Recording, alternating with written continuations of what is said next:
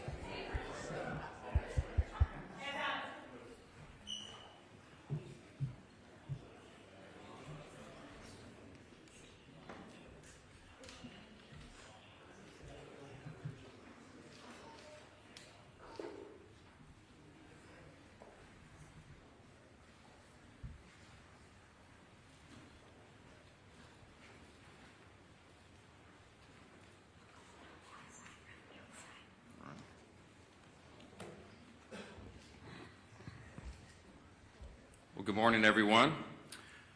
Today, we'd be remiss if we did not make some remarks about the extraordinary historic moment, or many moments, that happened yesterday in Israel. The world's eyes are still fixed on Israel, where President Trump is welcoming home now the last of the hostages who've endured 2 years in Hamas captivity.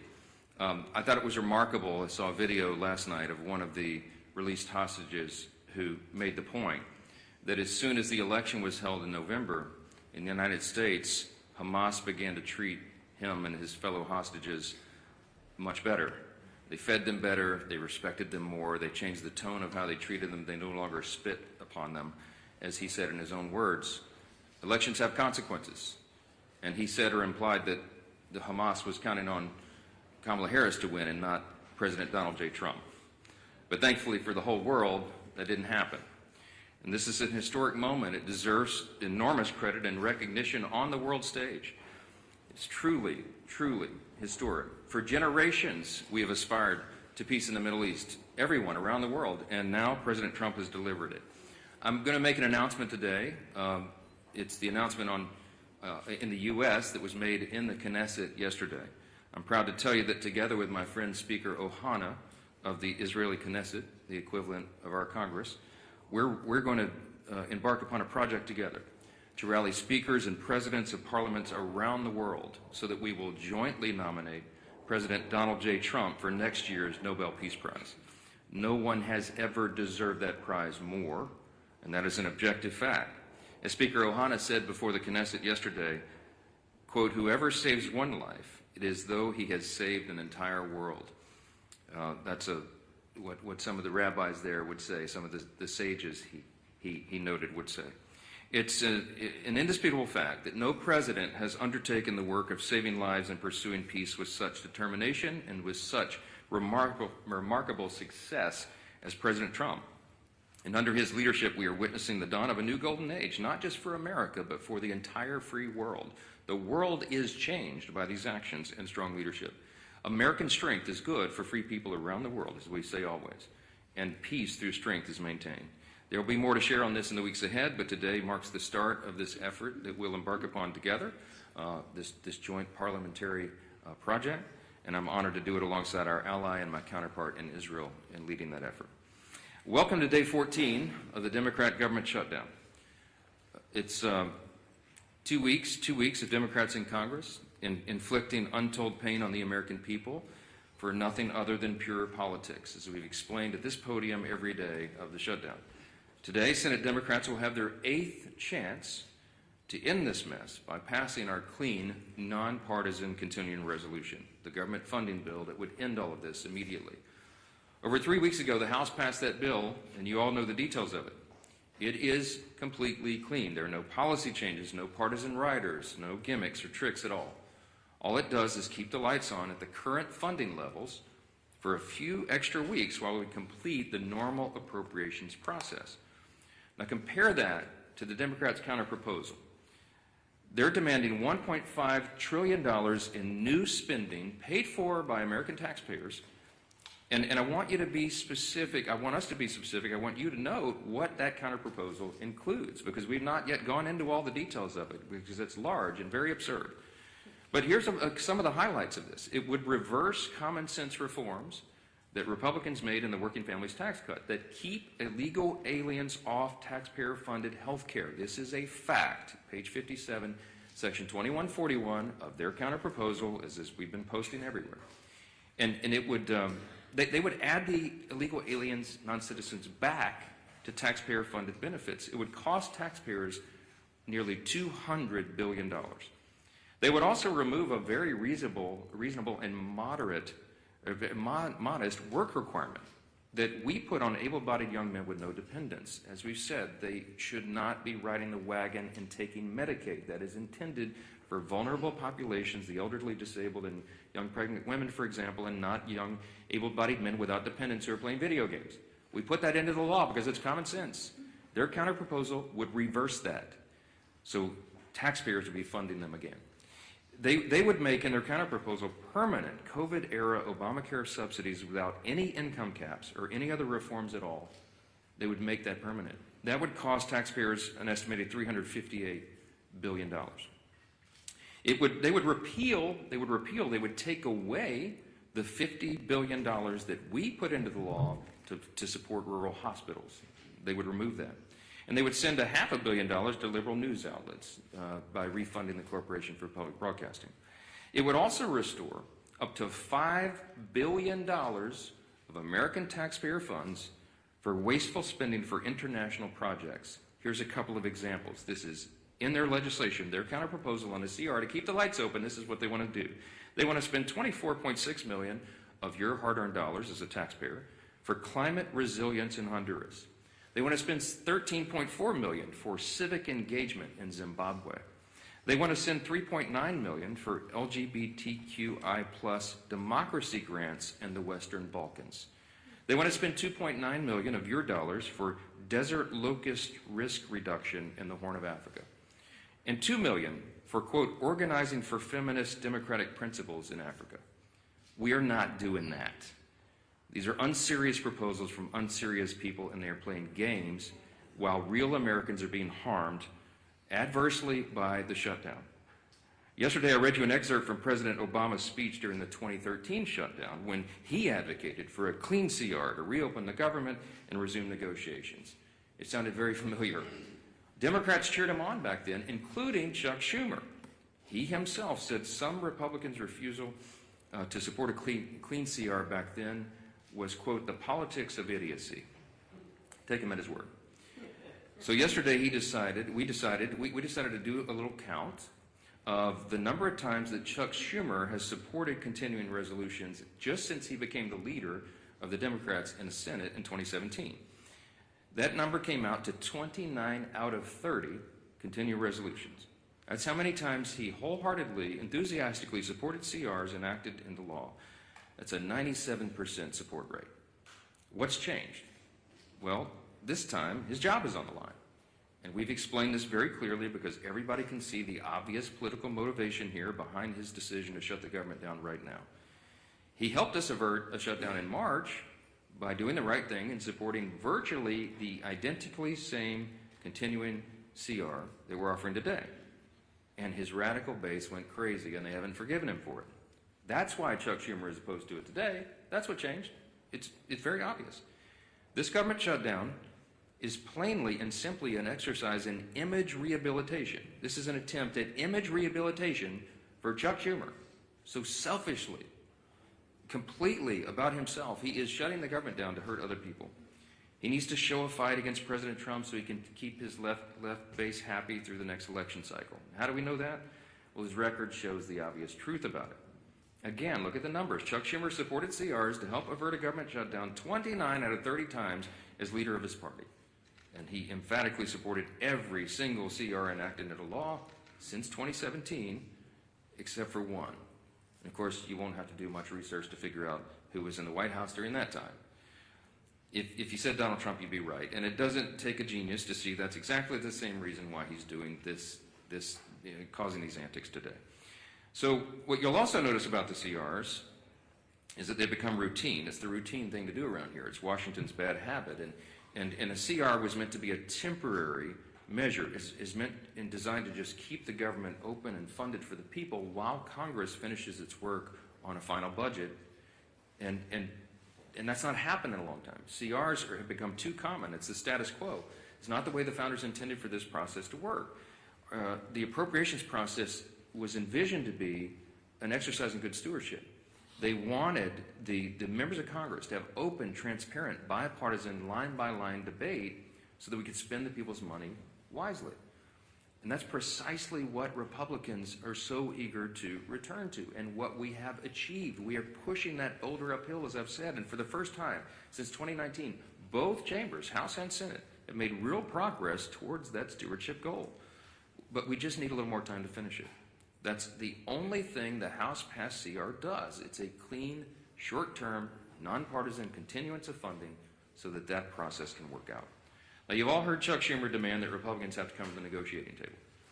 Well before, this is an important answer to some of the questions that I anticipate you'll ask later because it comes up in every press conference. Why won't you negotiate? Here's the point. We were already doing that. Before the Democrats recklessly shut down the government for their own political purposes, Republicans and Democrats were already engaged in responsible, open, bipartisan processes to find answers to these problems. And what Chuck Schumer means when he says that he wants us to negotiate is that he is demanding, and he said it publicly, I can't believe he says the quiet parts out loud sometimes, but he wants a backroom deal.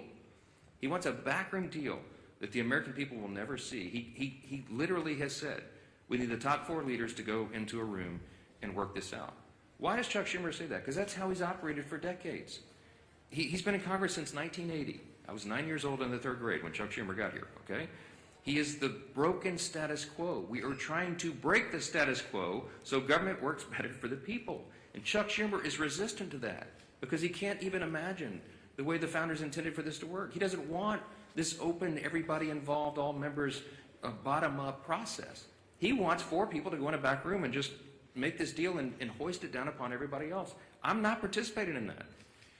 Chuck Schumer doesn't like that. He doesn't like that we're trying to get Washington to work again because he doesn't know how to operate in that kind of system. And we're certainly not going to allow the American people to be taken hostage for his political gain. I'm going to hand it off first here to the indomitable Dr. Virginia Fox. She is the chairwoman of our House Rules Committee. We call her the Iron Lady of the House. I know she has a lot to say about Democrats' obstruction. She's going to lay out some of the indisputable facts of this government shutdown. Dr. Fox? Thank you, Mr. Speaker. Thanks for your continued work in calling attention to the facts. You remain consistent and concise in explaining to the American people that the Democrats have shut down the government. And thank you to the members of our leadership team and members of the entire conference who've been equally as vocal and engaged. I've listened to the arguments that Democrats have been making since they shut down the government, and I cannot help but shake my head in utter disgust every time. They continue to lie like a rug. They're trying desperately to change the conversation and deflect because they know they're in the wrong and they've dug themselves into a deep, deep hole.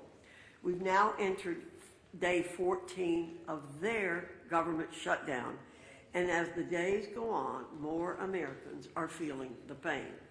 Make no mistake about it, this is real pain being inflicted upon real people. Today, 400,000 federal workers will receive partial paychecks. The Speaker called attention to this last week. This will be the last paycheck that these federal workers receive until Democrats grow a spine and reopen the federal government. Meanwhile, you have Chuck Schumer in the Senate who said in a recent interview, quote, "Every day gets better for us," end quote. His statement is as callous as it is tone deaf, and it reveals to everyone how the Democrats continue to use hardworking Americans as pawns in their own grotesque political game. I'll close with a quick observation. As the Speaker said previously, there's a real split screen here in Washington that the American people are watching. While Republicans are the ones who have voted and are continuing to vote to reopen the government, Democrats have treated their own shutdown as one big attention-getting activity. They've taken shutdown selfies, posted weird videos of themselves doing everything except working, and they even hosted a live stream that failed to gain any traction whatsoever. How embarrassing. These are not serious people. They continue to play a dangerous game with the livelihoods of Americans. And contrary to what Democrats believe, every day of this shutdown does not get any better for the American people. That's a stone cold fact. Thank you, Mr. Speaker. Well, thank you, Chair Fox. And as the Speaker talked about, a lot of people say, why have the Democrats continued this charade of shutting down the government and inflicting pain, real pain, on millions of families across America. And the Speaker laid it out real clear. Chuck Schumer filed an alternative bill weeks ago of his list of demands, literally a list of demands that he said have to be met before he releases the American people from this torrential pain he's inflicting. And it includes $1.5 trillion of new spending on far-left wish lists. Things like, yes, taxpayer-funded health care for illegals. It's in Chuck Schumer's bill. He guts rural hospitals, all as part of his demand to open up the government. It's not only not serious, it's also destructive. It's something that would actually hurt this country. And why? All so that he can show the radicals and the far left of his party that he's fighting Donald Trump. Everybody knows that's what this is about. Chuck Schumer is scared to death for his political future.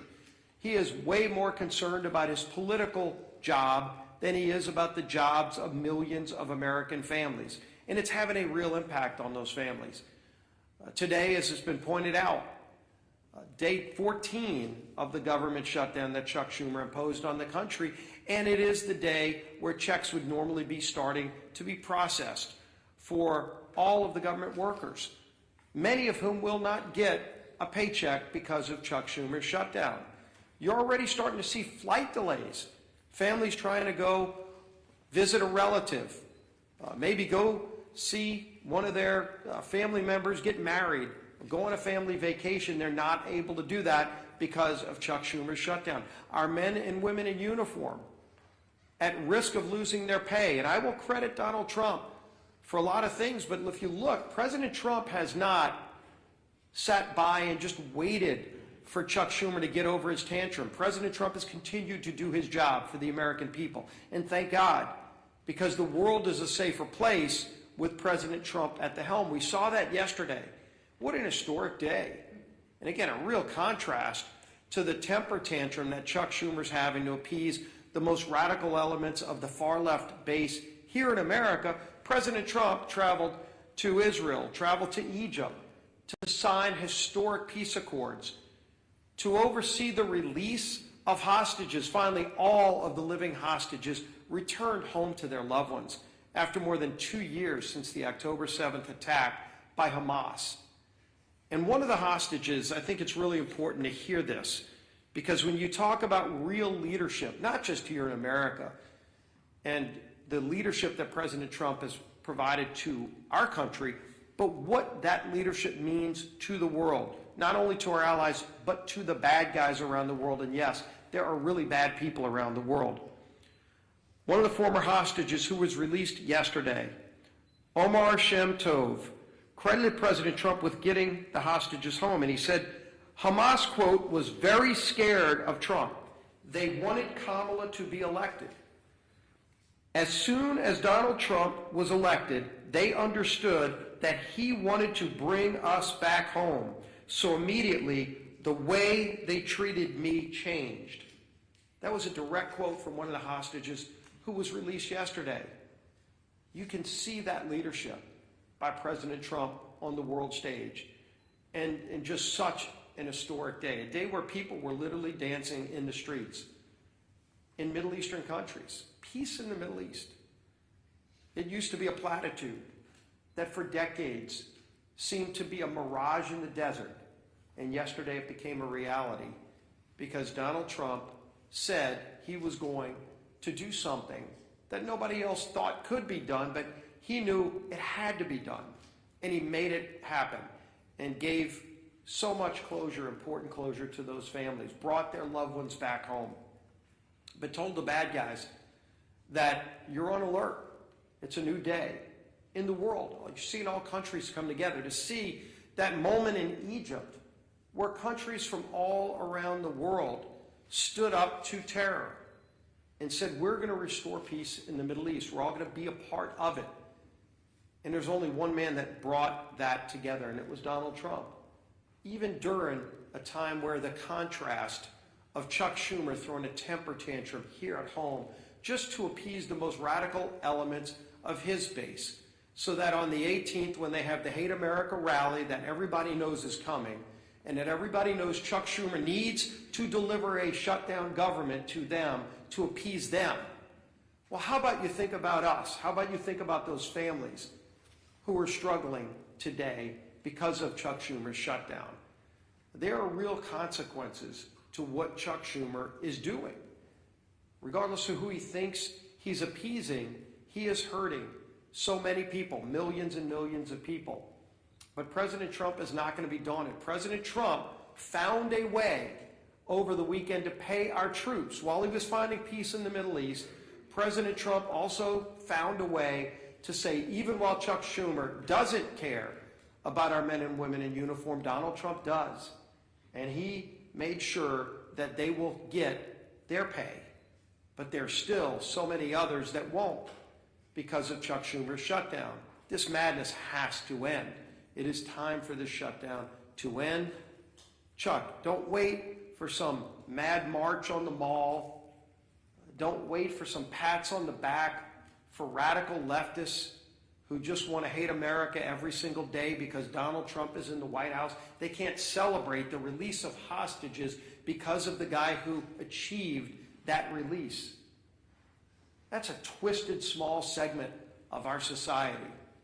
The rest of America is celebrating. The rest of America is proud of what we're achieving. And there's so much more that this great country can achieve if Chuck Schumer just got out of the way, just stopped blocking the progress that most Americans cherish, want, deserve.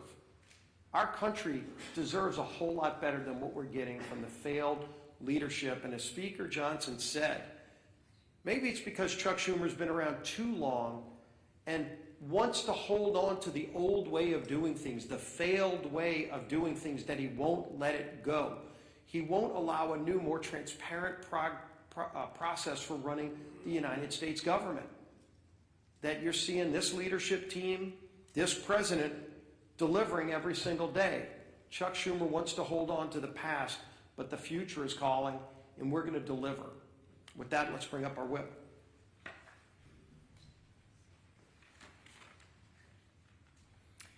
As the speaker noted, today should be a day of celebration. President Trump achieved a historic peace deal in the Middle East. The last living hostages held in captivity by Hamas have been returned with their families, reunited with their families. Yet, we're all here today marking day 14 of the Democrat shutdown. And to make matters even worse, if the Democrats had things their way, this would also mark the first week that our troops would not receive their paychecks. But thanks to the leadership of our Commander-in-Chief, President Trump, members of the military and their families will not be used as pawns in Chuck Schumer's shutdown game. Come tomorrow, our troops will get paid. But the consequences of the Democrat shutdown are real. And unfortunately, they're only just getting started. OMB has already been forced to lay off its first round of federal workers. It doesn't have to be this way. Chuck Schumer, if you open the government today, this would end. If the Democrat shutdown continues, though, more Americans won't see a paycheck at the end of this month. Benefits like SNAP will be put at risk. Airports will be flooded with flight cancellations and delays amid the busiest time to travel all year. And the list goes on and on. Why? Because Chuck Schumer and the Democrats would rather cater to the pro-terrorist wing of their party than to reopen our government. We've said it from this podium, it feels like 1,000,000 times, and we'll say it again. Republicans have done our job. We have a nonpartisan clean CR ready in the Senate to be sent to President Trump's desk immediately, tonight, if they will pass it. We only need 5 Senate Democrats to break ranks with Chuck Schumer, vote for the same CR that they supported just 6 months ago, and reopen the government for the people they were elected to serve. But they have refused to do so 7 times and counting. And each time that they do, hardworking Americans are forced to pay the price. Our message to Senate Democrats today is the same message we've been saying since September 19th. Stop the political games, pass our clean CR, and reopen the government today. With that, I turn it over to our conference chair, Lisa McClain. Well, good morning, everybody. Thank you for being here. And like my leadership team behind me said, it is a glorious day. Think of what happened yesterday. Just imagine for one moment you are a family member of one of the 20 hostages that were released. I mean, think of how that had to make you feel. We all watched it on TV, right? Joy, exuberation. I mean, there were tears of joy. There was relief. There was peace. And that was done because of our president, Donald Trump, put politics aside and said, I am going to stand up for the people. And he brought peace in the Middle East. He talked about it, yes, but yesterday he did it. And actions speak louder than words. He said enough of the political games, and I'm actually going to do what's right. Now compare and contrast that to what's going on today. Chuck Schumer and the Democrats are putting politics over people. So instead of it being a joyous day that we celebrate, here we are in another government shutdown, 14 days in the making. And why? Just ask yourself why. It's clean, no gimmicks. It's absolutely clean. The speaker, the leader, the whip, we all said no gimmicks. Let's not use the American people as a pawn. Let's do what's right. Let's do something different and actually fund the government in the right way. What a concept. And Democrats, my goodness gracious, they absolutely do not want that to happen. Like the speaker said, Chuck Schumer wants all four leaders to get behind the scenes and make a deal. We're not going to do that. That's not how government is supposed to work. And I know I sound like a broken record, but the way to end this shutdown is really, really simple. Pass the bipartisan clean funding bill that the House approved weeks ago. The Republicans voted to keep the government open. Call your Democratic senators. They're voting to keep it shut, not us. So when you ask what negotiation, there's nothing to negotiate. We already passed. We said yes, right? Democrats won't do it. They'd rather please their radical base than put America first. Listen, I'm grateful to President Trump for finding a way to keep milk flowing to moms and babies through the WIC and paychecks going to our troops. Yes, I'm happy, but that's not going to last forever, right? So there again, he's even putting people over politics. I mean, come on. But let's be clear. These emergency measures can't fully fix the Democrats' damage. He can try, but at some point in time, they're going to end. Sadly, as Americans suffer, Democrats, what do? They celebrate. As workers worry about their paycheck, Bernie Sanders worries about his leverage. As TSA agents and air traffic controllers show up without pay, Democrats brag they won't budge until planes fall out of the sky. Really? Really? Seriously. That's the Democrats' motto. I'm not budging till planes fall out of the sky. I'm going to teach you women, you women and children and everybody a lesson. Really? Really? As Chuck Schumer says, it's getting better every day. For who, Chuck? Better for who? For the radicals cheering on the chaos? That's who. The radicals. The leaders openly admit it. Listen, the head of the insane indivisible literally said, and I quote, "Millions will be out cheering you on, or they'll be calling for new leadership." Really? I thought they were supposed to lead for the American people. Democrats, I ask you to stop listening to people who are cheering on this mayhem. Just stop all the political games and pass the House bill. Free the American people from being held hostage by your radical base. Thank you, Madam Chair. Yeah, Manu. You've been doing this every single day, coming up here trying to pressure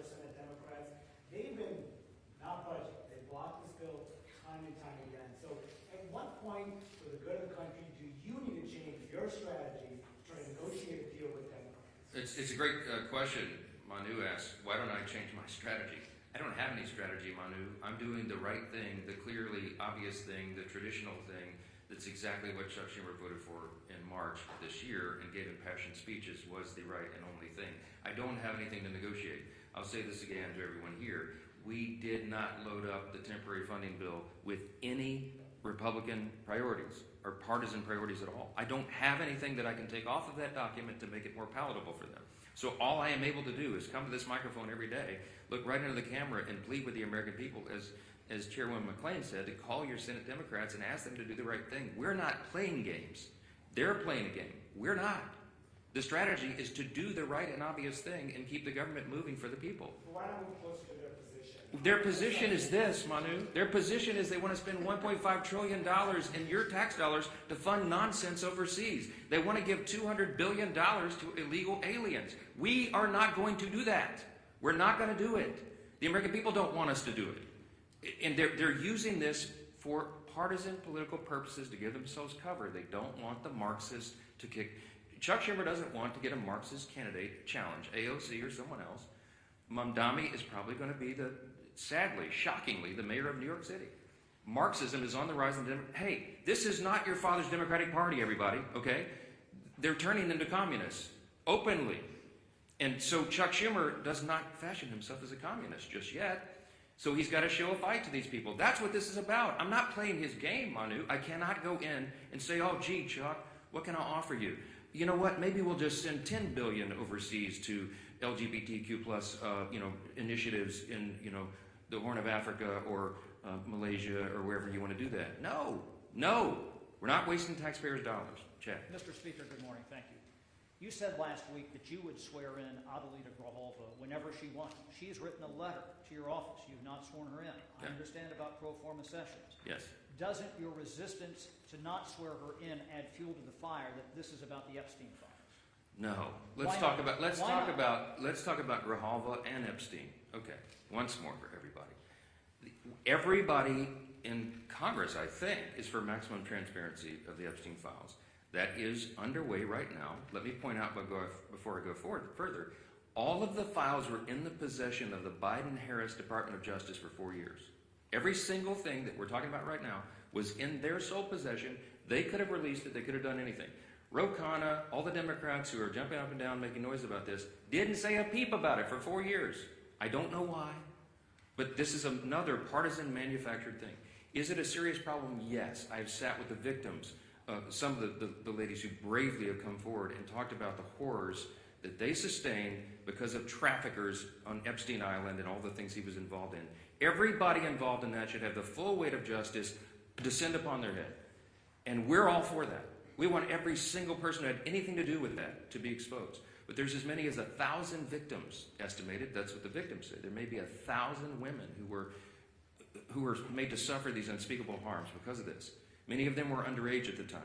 They have not all chosen to come forward like some of these other brave women have for obvious reasons. And we have to make sure that when the files are released, their names are redacted so they don't suffer further harm. We have a duty and a responsibility. You can't just wave a wand and just, open the floodgates. You have to make sure that the victims don't suffer additional harms. That's all we've said. Let's make sure it's done the right way. That's underway, by the way. The House Oversight Committee asked the Democrats and Republicans on that committee who are working on that vigorously. As I said, some of the biggest, bulldogs in Congress are on that committee, and they're all joined together in a bipartisan fashion, digging through and releasing documents. 34,000 documents so far, and more on the way. In fact, as I noted a couple of days ago, the attorneys for the House Oversight Committee during the shutdown are still doing work. They were in New York City combing through the Epstein estate files. By the way, that was never even mentioned or anticipated in the discharge petition, for those of you who are following all the details of this. So more is coming out. We're for all of it coming out as soon as possible. The only thing we want to make sure of is that the innocent victims are protected, and I think we have a responsibility to do that. With regard to Grijalva, our dear friend from Louisiana, Julia Letba, won a special election back in 2021. It was in March, as I remember. Speaker Pelosi took 25 days to administer the oath of office to her. Now, no Democrats, jumped up and down and screamed about that, nor do I recall any Republicans, because everybody understood this is the process of the House. You do it as soon as you're able to do it. Ms. Grijalva won her election, and credit to her. She's going to fill her father's seat. I congratulate her. We're happy for her to serve. I'm going to be happy to administer the oath to her as I am to every member who wins a dual, who is duly elected to this body. It's a great honor. But she won her election after the House was out of session. So we've not had a full session. She deserves to have all the pomp and circumstance that everybody else does. She deserves to have a full House of members and go down and do the speech and have her family and friends in the balcony. That hasn't been scheduled because we haven't had that session yet. As soon as Chuck Schumer opens the government, as soon as Mark Kelly and Senator Gallegos, the two senators from Arizona, Ms. Grijalva's state, will go and join with 3 others and open the government, we're happy. We'll have that as soon as we get back to business. But we have to get back to business. They have to open the government. I don't know how else I can answer that question. Yes, sir.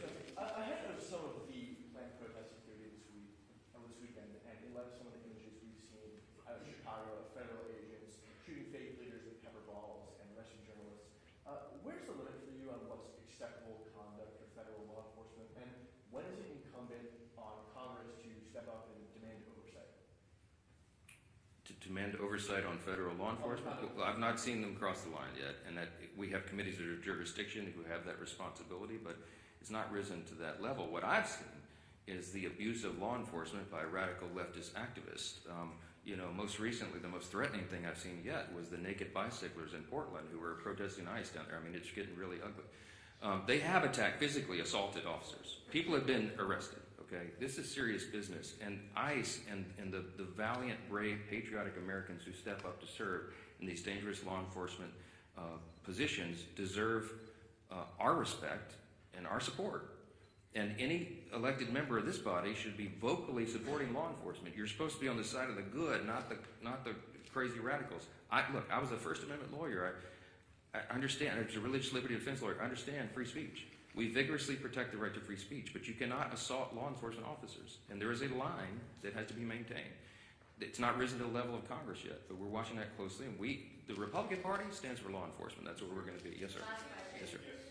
What would you say to those who question the legality of the administration repurposing some of those funds to pay military members? Look, my understanding of this is they have every right to move the funds around duly appropriated dollars from Congress to the Department of Defense. There were some R&D accounts that had not been spent, and that's my understanding is that's the money that's being used to pay the troops right now.